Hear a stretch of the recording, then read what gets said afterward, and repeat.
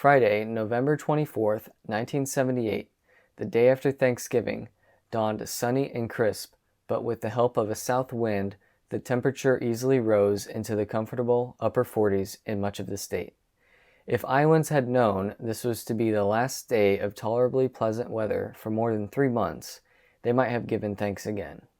These are not my words, but the writing of Lawrence M. Paul, a staff writer for the Des Moines Register. In March of 1979, Lawrence and others wrote a definitive report of the debilitating winter of 1978 and 1979. Welcome to Homegrown Stories. I'm your host, Jacob Glandon. Get your snow boots on and join me as I jump into one of the worst winters in the state of Iowa.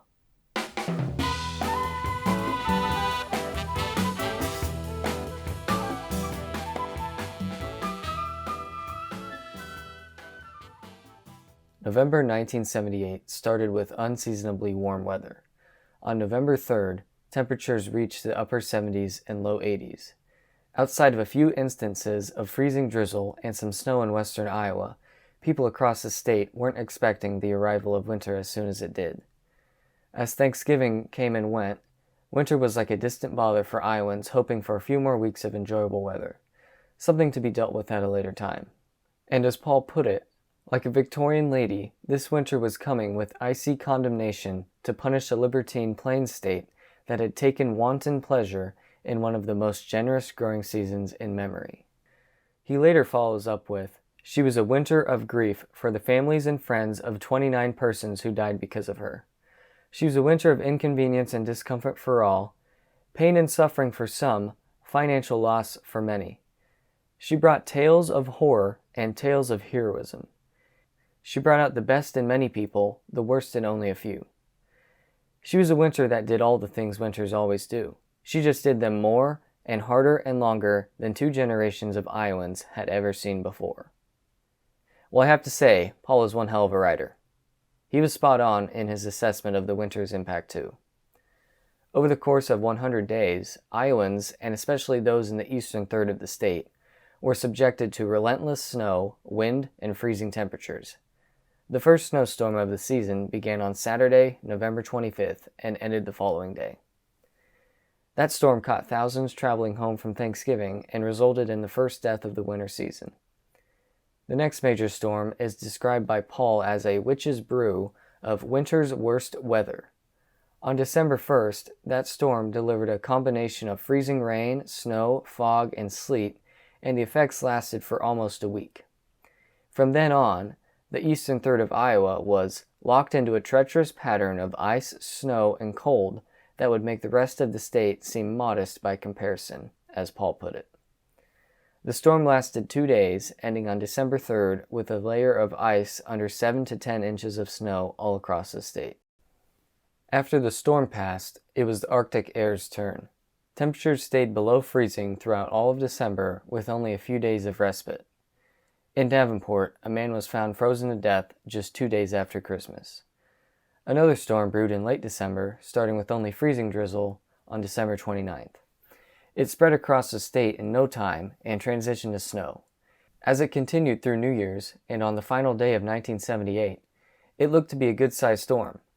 Mother Nature welcomed Iowans to 1979 with the worst storm of the season so far. Both Ottumwa and Burlington received 10 inches of snow, and Mason City and the rest of the Northwest were treated to Arctic temperatures with highs not reaching above 0. This storm, just like the Thanksgiving weekend storm, prevented any and all travel plans for holiday travelers everywhere. Chicago O'Hare was shut down along with many Iowa airports. The freezing cold of the Northwest reached the rest of the state by January 2nd. Decorah recorded an unofficial 43 degrees below 0, and the Quad Cities and Elkader recorded 27 below and 33 below. This unbearable cold weather continued, and on January 12th, the temperature had now been at 0 or below for 2 straight weeks. I imagine that people at the time thought to themselves, "This has to be the worst, right?" Well, no, actually. The worst would begin on that day, January 12th. Paul writes that this particular storm is the one that made the winter of 1978-1979 memorable, because it apparently wasn't horrible enough to be memorable yet. I won't discredit Paul of his opinion, though, because this storm is definitely one of the worst I've ever heard of. Let's listen in on Paul's analysis of the storm. It was a storm that brought Iowa to its knees, a storm that caused 9 deaths, hundreds of thousands of dollars in damage, and economic losses. It blocked 23,000 miles of roads, isolating thousands of citizens from law enforcement, fire protection, food, medicine, and fuel. It closed hundreds of schools and businesses, stranded countless travelers, some for up to 72 hours. It cut off thousands of head of livestock from feed and water and depleted the entire winter's snow removal budget in many communities. That sounds pretty horrible, and it was. The storm dropped 20 inches on Keokuk, 17 on both Davenport and Mount Pleasant, 16 on Sigourney, and the rest of the state saw around 12 inches of snow. Roads were drifting shut faster than they could be opened, and many were trapped on roadways.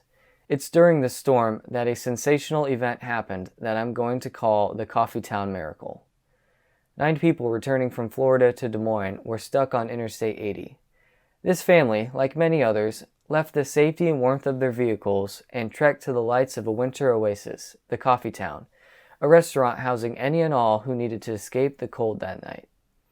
Its owners, Jim and Joyce Rowan, welcomed motorists with open arms, and over the 40 hours of the storm, there were over 150 people in both the restaurant and nearby motel.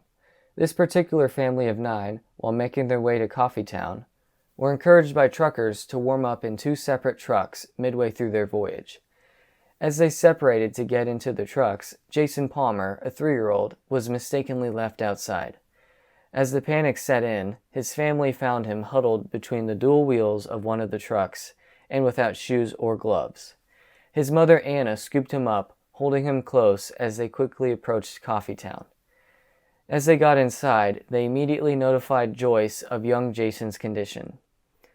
Joyce first found a cushion to place Jason on and then called over the restaurant PA for any medical personnel inside to make themselves known.